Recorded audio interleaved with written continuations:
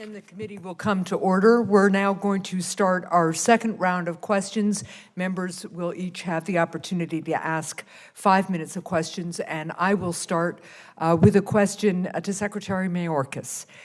While border apprehensions decreased slightly in fiscal year 2023 compared to fiscal year 2022, for the second year in a row, there were more than 2 million individuals apprehended crossing the southern border. Apprehensions of family units also dramatically increased in August and September of this year. We have to strengthen border security in ways that not only protect our national security, but are also humane and consistent with American values. That approach needs to include technology, personnel, and physical barriers where it is strategically useful. I'm glad to see that DHS has reversed course from the beginning of the administration and unfrozen funding to fill certain gaps in physical barriers at the border. These gaps create obvious problems, such as the 20-foot gap in fencing I saw in Texas last year when I observed people running back and forth across the border through that gap. Secretary Mayorkas, given that apprehensions are up, what additional resources and authorities does DHS need to improve security along the southern border? Senator, thank you. I believe I have approved approximately 129 gaps and gate completions. We have sought a supplemental request, supplemental funding request for people, technology, facilities, transportation of different varieties. We need a tremendous number of resources within, of course, as I've said repeatedly and cannot say too often, a broken system. Thank you. I'm going to now turn to Director Wray, and again, Mr. Secretary, I'll ask you to weigh in on this as well.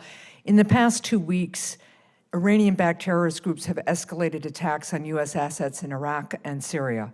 As a result, the U.S. has engaged in several counterstrikes on Iranian-backed assets in Syria to protect our troops and equities in the region.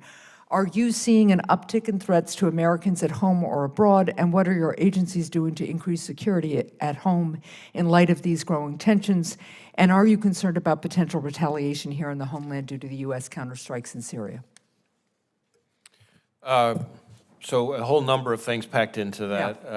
Yeah. First, we definitely believe that there is a heightened risk of potential violence here in the U.S., especially from lone actors inspired by any number of foreign terrorist organizations or by domestic ideologies in some way using the conflict as an excuse or a justification, as horrendous and misguided as that would be, to conduct attacks here against Jewish Americans, Muslim Americans, Arab Americans, et cetera. So we're definitely concerned about that, and we are seeing an increase in reported threats, whether it's bomb threats to synagogues, some physical assaults. I mentioned in my opening statement some of the arrests we've had. So we're concerned about that. Second, I am concerned, as I said in my opening statement, that foreign terrorist organizations, traditional, formal terrorist organizations, whether they be Al-Qaeda or ISIS or Hezbollah, have all made statements that would indicate a greater risk of a potential attack here by them. We are not currently tracking an imminent credible threat from a foreign terrorist organization, a structured attack here or something like that, but it is something that we think heightened vigilance is warranted for. And when it comes to Iran and its strategic partner, Hezbollah, I think it's important for Americans to understand that even before this conflict, we're dealing with an adversary that just in the past couple of years has tried to kill a former U.S. national security advisor on U.S. soil, tried to kidnap and then kill an American journalist right smack in the middle of New York City, conducted a cyber attack, attempted a cyber attack against a children's hospital, and tried to interfere in the last presidential election, as Director Ratcliffe and I called out at a press conference in the fall of 2020. That's all on top of being the leading state sponsor of terrorism. So if that's not enough to convince people that Iran is a threat to the U.S., I don't know what would be. Well, I thank you for that comprehensive answer. Because I'm running low on time, Mr. Secretary, I'll follow up in a question for the record on that. I also will follow up on the issue of northern border security with you. As you know, we have seen an uptick on unauthorized and illegal crossings on the northern border. Part of the thing we are dealing with in New Hampshire and all across the northern border is a lack of technological infrastructure, including cell service and broadband, that makes it very hard for some of our personnel to do their work at the border as effectively as they need to. So I'd like to confer with you. I'll ask a question for the record about how we make sure we are getting the resources we need at the northern border to keep our country safe. Thank you. Sarah Paul. Director Wray, as you mentioned earlier, the FBI has concluded with moderate confidence that the virus leaked from the lab in Wuhan. The intriguing thing is that if I were to say that, as I did, and others said this for over a year and a half, Facebook actually suppressed that knowledge, suppressed its spread, and its ability to be transferred from their users. Whether or not they did that at the behest of the FBI or the DHS is eventually going to come out in the court case, but it is a big deal.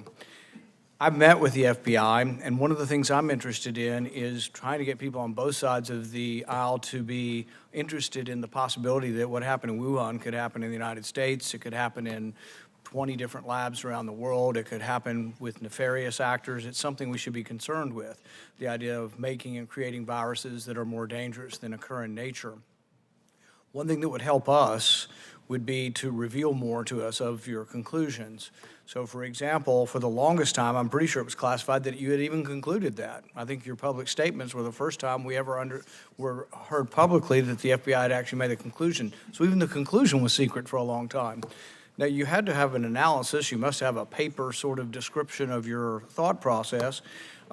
We passed unanimously legislation to declassify all this stuff. Most of the stuff doesn't need to be classified. A lot of those conclusions are just basically, we've had them out in the public and we've been discussing this.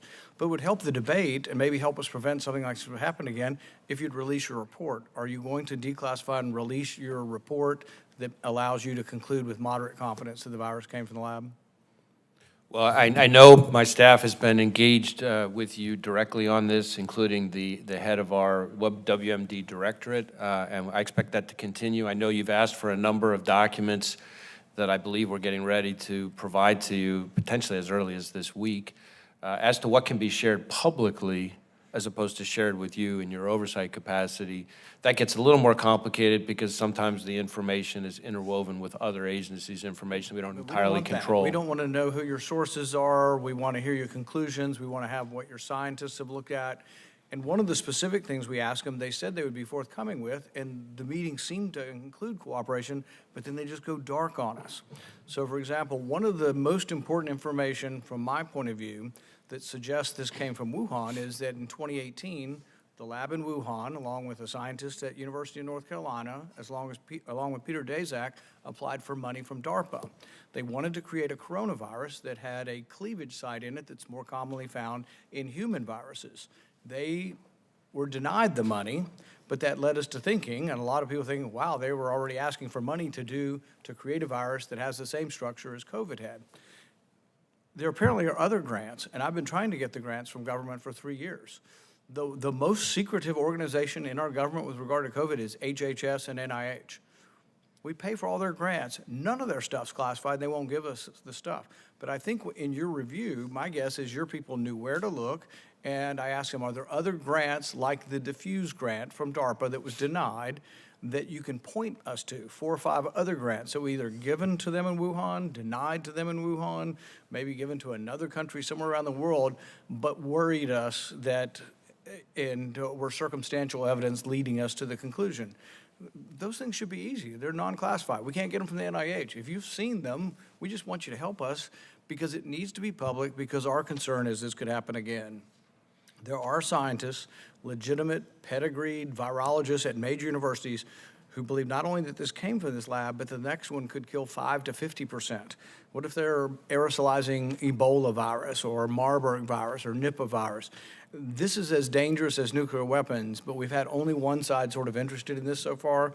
But if more information were revealed, maybe we can get both sides of the aisle interested and eventually do something to try to prevent this from happening again. And so if you will help urge them to give us some of the information and really figure out how to declassify stuff. I know most of intelligence is classifying and keeping secrets, but there's important public policy decisions that come from making it public. And do it in a smart way where you don't reveal things that you don't want to reveal, but I'm guessing 99% of the report probably already includes no classified information.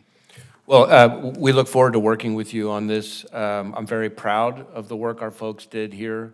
It was rigorous, it was thorough, and for an awful long time, we were the only agency all by our lonesome reaching that assessment. And we will look forward to working with you as best we can. I will say we continue to investigate, so there may be some issues that get wrapped up in that, but I know that our folks have found the engagement with your office to be productive, and we look forward to continuing One really quick point, for those who doubt that this came from the lab, the FBI has concluded with moderate confidence. The Department of Energy, which has a lot of scientists, probably more scientists than any other part of our government, has concluded with low confidence. And the Lancet Commission, and the minority report from this, Bob Cadillac's report from this committee, a number of groups that spent a long time have come to the conclusion, not for partisan reasons, because we worry that this is going to happen again or could happen again. So I think we should try to all work together to see what we can do to restrain and restrict this type of dangerous research. Thank you. Senator Johnson. Thank you, Madam Chair. Secretary Mayorkas, I just have to put my chart back up here to rebut a point you made repeatedly, that it's our broken asylum system that has created this disaster at the border. The fact of the matter is, under the previous administration, we actually had brought illegal immigration down to 17,500 apprehensions and encounters per month. Last month, we hit over 270,000. And that was done under the previous administration with our same broken asylum system. The root cause of this disaster, literally, is President Biden and you. Now, Director Wray, I'm assuming you've seen and read the letter that Senator Grassley wrote to you and Attorney General Garland on October 24th? I'm generally aware of it. Oh, you ought to read it. Let me read some segments to you. The FBI maintained over 40 confidential human sources that provided criminal information related to Joe Biden, James Biden, and Hunter Biden. An essential question that must be answered in this: did the FBI investigate the information or shut it down? Certainly there's a host of reasons to conclude that they attempted to shut it down. It goes on. It has been alleged that the basis for shutting down the investigative activity, shutting it down, was an August 2020 assessment created by FBI Supervisory Intelligence Analyst Brian Auten. That assessment was used by FBI headquarters team to improperly discredit negative Hunter Biden information as disinformation and caused investigative activity to cease. It goes on. Analyst Brian Auten opened the aforementioned assessment, which was used by the Foreign Influence Task Force to seek out CHS holdings at FBI field offices across the country relating to the Biden family and falsely discredit them as foreign disinformation. My staff calls that catch and kill. And by the way, it was that same task force that gave Senator Grassley and I our unsolicited briefing that was later leaked to the media to smear me and impact my 2022 election. Senator Grassley concludes, there appears to be an effort within the Justice Department and FBI to shut down investigative activity relating to the Biden family. Such decisions point to significant political bias infecting the decision-making of not only the Attorney General and FBI Director, but also line agents and prosecutors. Our republic cannot survive such a political infection, and you have an obligation to this country to clear the air. Let me ask another, and by the way, I'd ask that this unanimous consent that this letter be entered in the record, and also this column that appeared in the Wall Street Journal published yesterday. Have you read this one? More on the stifled Hunter Biden probe. I have seen that.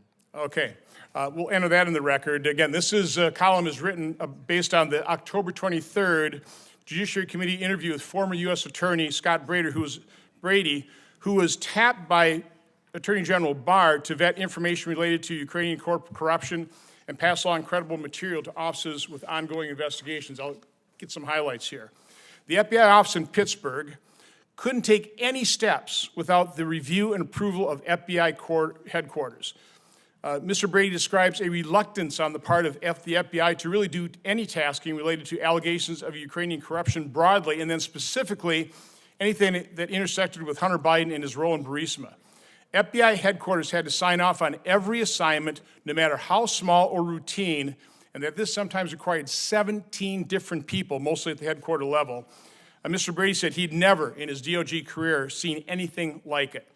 Mr. Brady says his office was informed by members of the Pittsburgh FBI team that they had been instructed by headquarters not to affirmatively share information with the Brady team. He said he was surprised to learn that the FBI possessed the Hunter Biden laptop since 2019. He heard that through public reports. Senator Grassley's letter concludes that he has obtained names from his whistleblower, 25 Department of Justice FBI personnel, to interview at a future date, and he's also requesting a bunch of information. Will you provide those FBI personnel for interviews with his office in mind, and will you provide those documents? Well, I'll have to review the specific requests, and we'll see how we can be helpful. Okay, well, I'll hand you this letter. Final point I want to make. I was briefed a couple weeks ago by members of the FBI on what Senator Blumenthal are doing to try and unredact a lot of the information on the 9/11 event, okay? Now, the briefers seem to be people of integrity, like I think the vast majority of the men and women that work in the FBI, the 38,000 field agents. So again, they were people with integrity. The problem is that they gave me 3 different examples of redacted and then unredacted to explain it. And the redactions made sense of those 3 examples, but I had to make the point. The problem I have is I simply cannot trust what the FBI is providing me.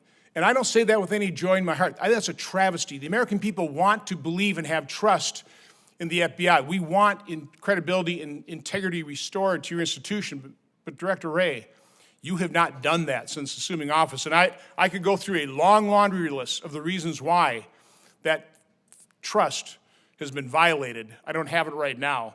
I'm happy to sit down and meet with you and go over these things in detail. But I would say, because they asked me, what can we do to restore trust?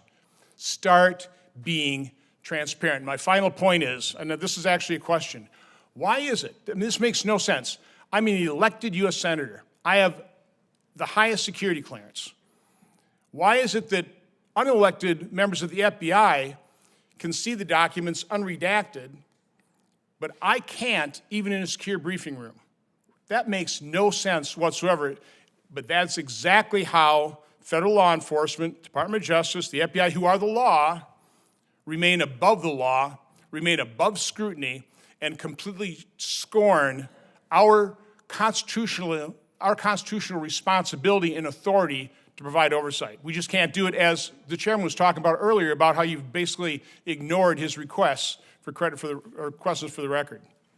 Mr. Chairman, may I respond? You may. So needless to say, I disagree with your characterization, not only of my own performance, but of our workforce. I will tell you, when it comes to trust and confidence, the number of people applying to be special agents of the FBI has gone up dramatically since I've been FBI director. And in fact, in your home state of Wisconsin, it's gone up about 160-something%, which is one of the highest in the country. So I see an FBI every day that conducts themselves with integrity and professionalism and selflessness and rigor. And I do not accept the characterization of our performance in this particular case. That is not how I characterized it. I'm talking about partisanship at the top with some specific partisan actors. I said the vast majority of the 38,000 are people of integrity. And the idea that I, as a Republican appointee and a lifelong Republican, am biased in the way that you are describing makes absolutely no sense. I'm happy to read you chapter and verse of all the reasons why that credibility has been destroyed. We need to move on. Last year, we spoke about the threats that drones operated by nefarious actors could pose to our nation's mass gatherings, airports, critical infrastructure, and it was made clear that we must ensure that DHS and DOJ are properly resourced to meet this growing threat. So Director Wray, officials had to briefly suspend a college football game just a few weeks ago because a concerning drone was spotted over the stadium. At a time when these incidents are unfortunately becoming more common, how can we better resource our nation's law enforcement agencies to effectively deal with this growing threat from these drones? Well, certainly this is authority that's incredibly important, and the most important thing that I would want the American public to understand, and your colleagues who are not on this committee to understand, is that that authority needs to be reauthorized, because if it isn't reauthorized, there is no public safety agency in this country that can provide counter-UAS security at these public events. And pretty much every time we've deployed, we have uncovered any number of unauthorized UASs in the vicinity of these events. In fact, if anything, in addition to being reauthorized, we need to have a situation where we can start to incorporate state and local law enforcement into this. And as you and I have discussed, there's a plan in place that would have the FBI train state and local counter-UAS operators to ensure that there's a consistent standard across the country, much the same way we do with civilian bomb techs. And that would allow greater protection, because there are way too many of these events and way too much growth in the use of drones for FBI and DHS alone to be able to protect against it. But most importantly, the authority that's about to expire needs to be reauthorized. Otherwise, we're, as a country, effectively defenseless. So I just want to throw one a pushback that I've received on this is that private entities can protect themselves. Stadiums could protect themselves. This is not necessary. Is that allowed? Seems to me we need these authorities, yet this colleague of mine believes that stadiums can protect themselves. We don't need these authorities. How would you respond to that? Well, what I would say is two things. One, it's not unusual for me to meet with security from major stadiums around the country, because I've been to all 56 FBI field offices at least twice, some of them 3 times, to hear from them that they need this authority. And so they're certainly not saying, don't worry, we got it. But the second thing I would say is that the authority that I've just described ensures a level of quality control. So to me, it's sort of the best of both worlds. We provide the security the American people need with the quality control that that would otherwise be lacking if people started engaging in potentially not lawful self-help. Right. Secretary Mayorkas, airports are uniquely vulnerable to these drone threats, and one of my greatest concerns is a drone interfering with a commercial aircraft near the airport. So talk to me and have the committee know how important these authorities are, particularly in protecting aircraft, and whether or not folks can do it themselves, or we need to do this, and this is why we need these authorities. Mr. Chairman, I thank you. I echo everything Director Wray expressed with respect to the criticality of renewing our authorities under the Counter Unmanned Aerial Systems law. It expires November 18th. The same holds true for airports. Owners and operators of aircraft have communicated to us loudly and clearly that the federal authority needs to be maintained. They cannot protect the airspace by themselves. I think that is a misimpression of the reality that we confront. And it's not only these large public facilities, these airports and the like, it's also importantly the border. We take down the drones of the cartels that are seeking to move contraband across the border. It is a very, very important authority that we have. Great. Thank you. Senator Scott, you're recognized for your questions. Thank you, Chairman. Again, thank you all for being here. You know, I'll tell you, I was involved in politics until I ran for governor in 2010. But the one thing that has surprised me up here is the lack of information. I mean, you know, I don't know the specifics that Senator Johnson was asking for, but it has surprised me how difficult it is just to get basic information. And what I learned as my time as governor is just if you weren't transparent, then people assume the worst. So, and I'm sure I've never had y'all's jobs, so I know your jobs are hard, but the more information you can get out there, your lives will be easier, I assume. So, but I haven't had your job, so take it with a grain of salt. So, Secretary Mayorkas, as you heard during my discussion with Director Wray, I'm concerned about our country is once again missing the clear and present dangers that are at risk of a terror attack on American soil, coordinated or orchestrated by a foreign terror organization. It's probably the highest in my lifetime. Like Director Wray, you have warned since the October 7th attack by Iran-backed Hamas terrorists on Israel that there are increased threats to Americans and of attacks on U.S. soil. And a lot of people can talk about how we got here. I'd like to focus on how we're going to fix this. In the past 3 years, CBP has caught 264 individuals on the terror watch list attempting to illegally enter the U.S. through the southwest border, which is, my understanding, a record high. More terrifying, since January 2021, more than 1.7 million gotaways have evaded Border Patrol and escaped into the interior. We don't have any idea who these people are. They could be harmless, they could be terrorists. But what I've seen, when talking to CBP agents, if they're harmless, they tend to want to be caught by CBP because they're given care and a place to stay. The ones that run away from agents likely probably have something to hide. And also when you go to the border, people have thrown their IDs away so people don't know who they are. All told, during the Biden administration, CBP has encountered, my understanding, 6.4 million illegal aliens along the southwest border. Tens of thousands of illegal aliens have been caught between ports of entry trying to sneak into our country undetected from countries that harbor terrorism. We're talking about places like Iran and Syria, both they're on the state-sponsored terrorism list, and countries that pose a potential national security risk to the U.S., like Communist China, who funds Iran. This February, the State Department issued its Country Report on Terrorism 2021, which says Lebanon-based and Iran-backed terrorist groups, Hezbollah, continued its long history of activity in the Western Hemisphere. And we know that Iran-backed terrorists are harbored by failed states like Venezuela. On October 20, CBP issued a memo warning that foreigner fighters from the Middle East might be trying to enter the U.S. from Mexico. In the past two years, CBP agents have encountered 659 people from Iran. So that's 600, think about that, 659 people from Iran, which they chant death to America, and they want to kill all the Jews in Israel. So this is concerning, especially considering the recent Iran-backed attack on our brave U.S. servicemen and women in Iraq and Syria. So Secretary Mayorkas, you recently spoke to some Jewish leaders. You said, quote, "We remain very concerned about the lone wolf, the individual incited to violence by ideology of hate." So this is the same question I asked Director Wray. Is it fair for the American people to interpret this as you are not concerned at all with a coordinated attack by foreign terrorists on Americans here on U.S. soil?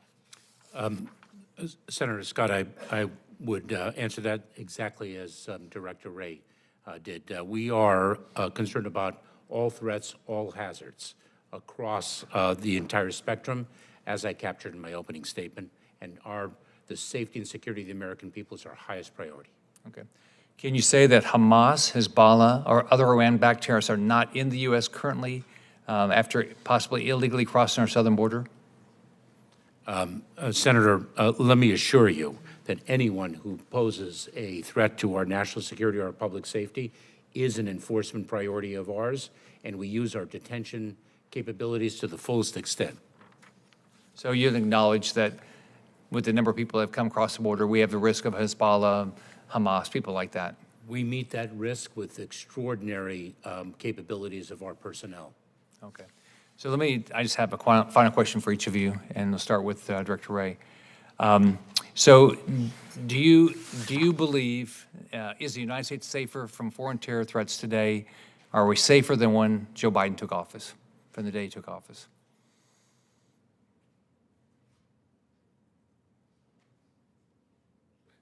What I would say to you is that the terror threats have elevated, but I also think there are a lot of things the country has done throughout law enforcement to be better prepared to deal with them. Secretary. The threats are very different today than they were a number of years ago. They were very different today than they were 3 weeks ago, and our capabilities are far more advanced given the investments in our people, technology, and other resources. Thank you. All of you.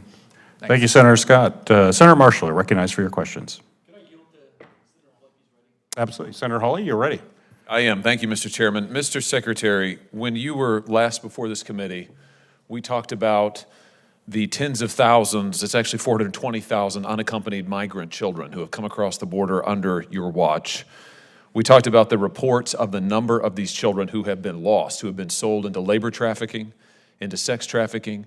Since your last appearance, the numbers have grown worse. It now approaches 100,000 children, according to public reports, 100,000 children lost by your department and the Biden administration, migrant children sold into labor trafficking and sex trafficking. Now, your Department of Homeland Security Investigations has the authority to do child exploitation investigations. How many of these kids have you gotten back?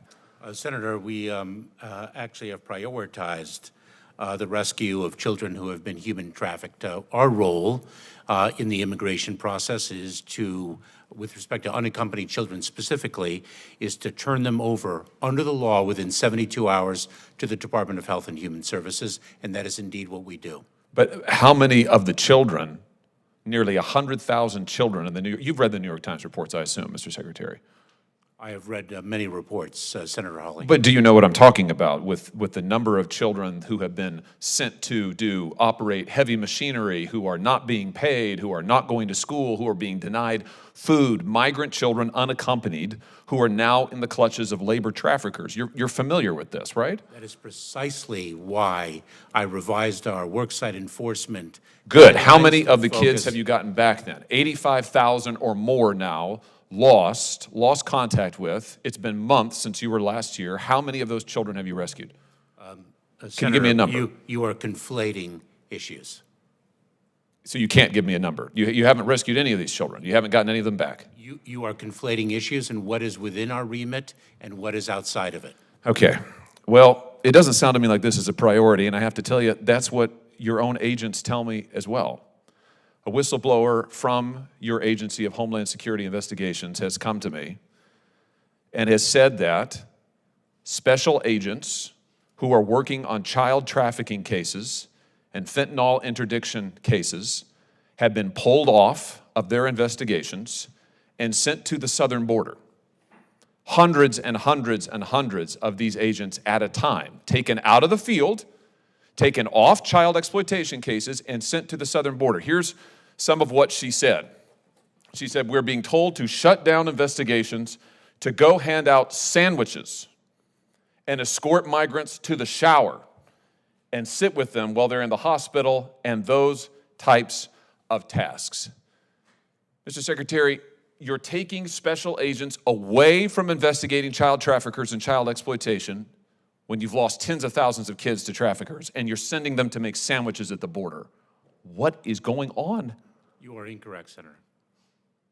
Are there special agents from HSI at the border? Senator, we have a number of priorities. We prioritize trafficking in children. We prioritize the fight against fentanyl. We prioritize Mr. Secretary, you're not answering my question. You're not answering my question. Are there HSI special agents who are currently at the border, having been pulled away from other cases? Yes or no? Combating the fight against fentanyl, yes. How many agents are currently at the border, having been pulled off of their other cases? To fight the scourge of fentanyl, I'd be very pleased to provide you with that data. That's not what the special agent is alleging. That's not what she said. She said that they're being taken off of fentanyl interdiction, off of child exploitation cases, off of their other investigations into criminals to make sandwiches. That's her quote. You're saying that this is a lie, that she's wrong? Senator, we have a number of law enforcement priorities with the resources. Is making sandwiches one of them? We have, of course not, Senator. We accomplish a tremendous amount. Is she wrong? Because of the tremendous talent and dedication of our personnel, including Homeland Security investigations. Making sandwiches for illegal immigrants. Is she wrong? This is one of your agents. Is she wrong?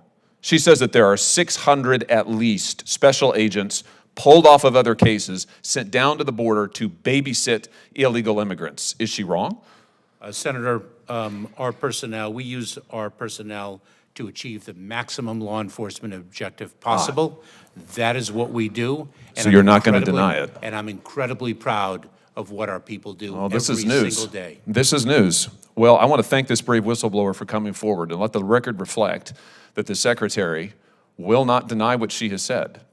that hundreds of special agents are pulled off of their law enforcement duties all around the country, by the way. Her testimony to me is this happens all around the country and sent down to the border to make sandwiches for illegal immigrants. This is your administration in action. It's a total failure, Mr. Secretary. That is incorrect. Marshall, you're recognized for your questions. Okay, thank you, Chairman. Mr. Secretary, do DHS employees have your personal contact information? And how widespread do you believe the distribution of your personal contact information is to DHS personnel?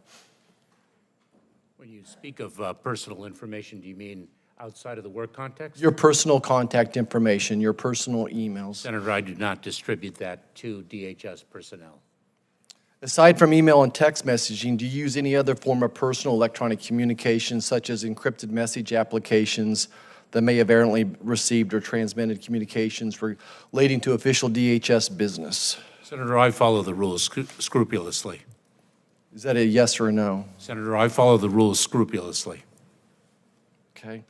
In April, in sworn testimony before this committee, you insisted, and I'll quote you, "If somebody errantly sends me an email, my personal email, that should have been sent to my work email. I forward it to my work email. That's what I do. I fulfill my responsibilities scrupulously, and I have 100% confidence in the integrity of the actions."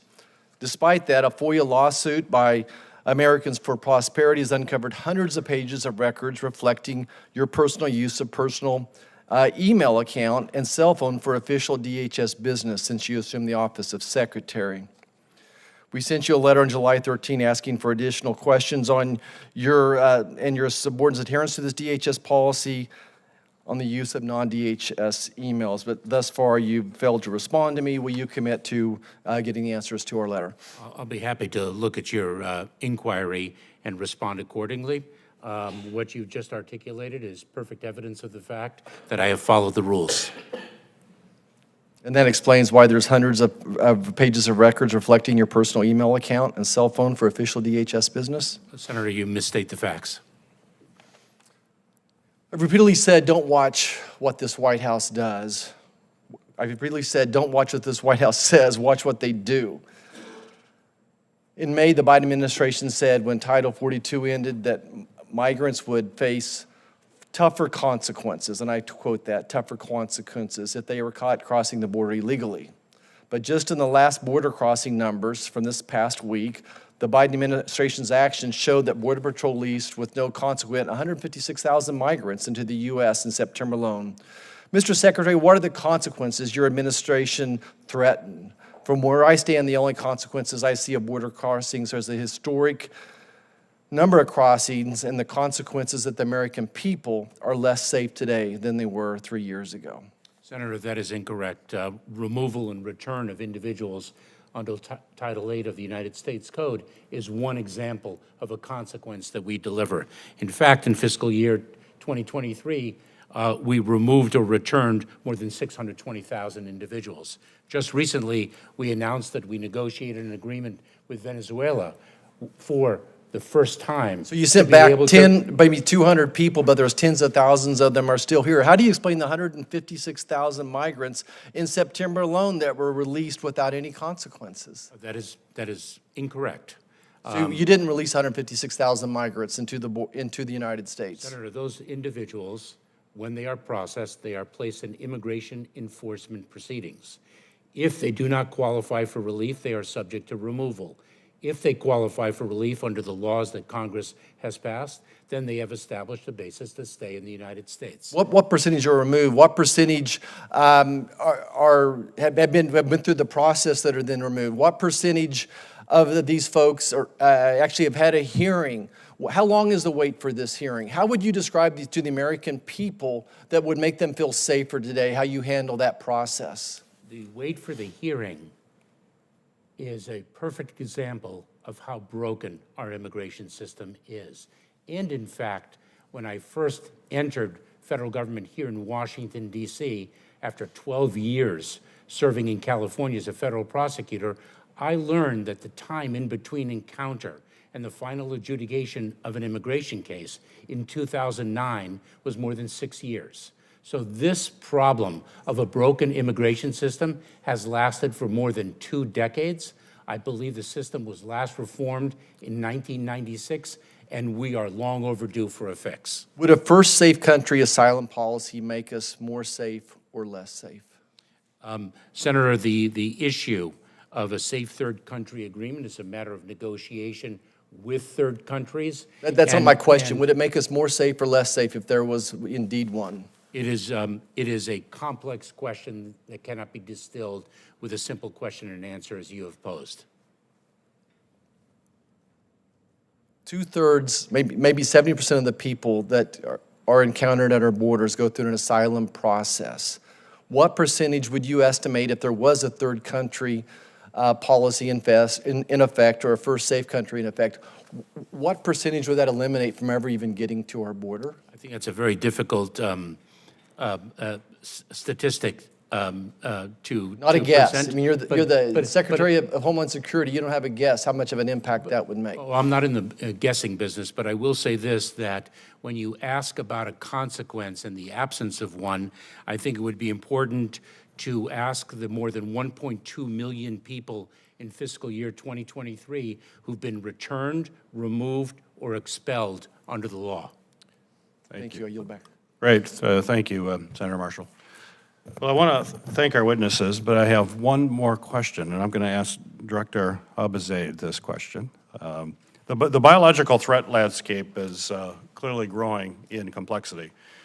For example, the convergence of biological sciences with emerging technologies such as AI is offering all sorts of opportunities to create bioweapons.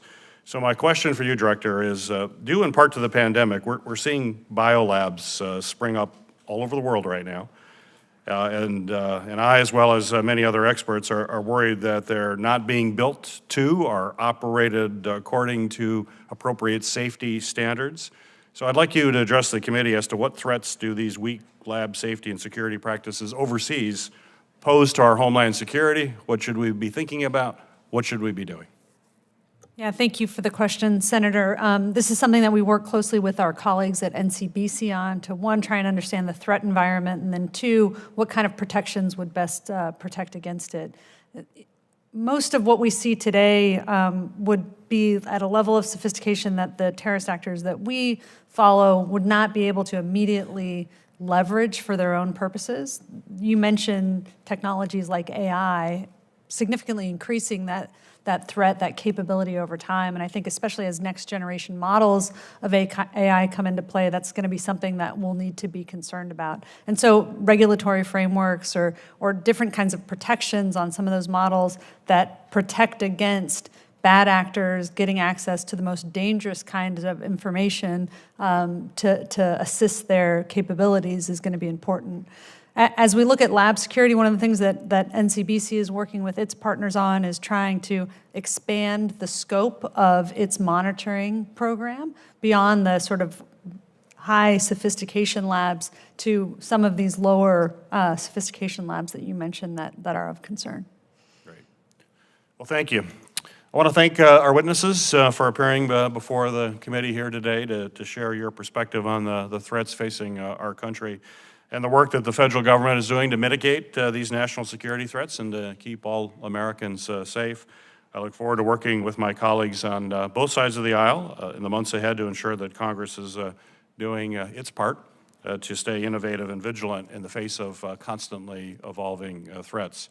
On behalf of this committee, I'd also want to take this opportunity to thank the incredibly dedicated men and women at your respective agencies for the work that they perform on a daily basis every single day to keep our nation safe and to keep us safe from a constantly evolving threat environment. We can't thank them enough. Please convey to each and every one of them how much we appreciate that. The hearing for this, or the record rather, for this hearing will remain open for 15 days until November 15th at 5 p.m. for the submission of statements and questions for the record. This hearing is now adjourned.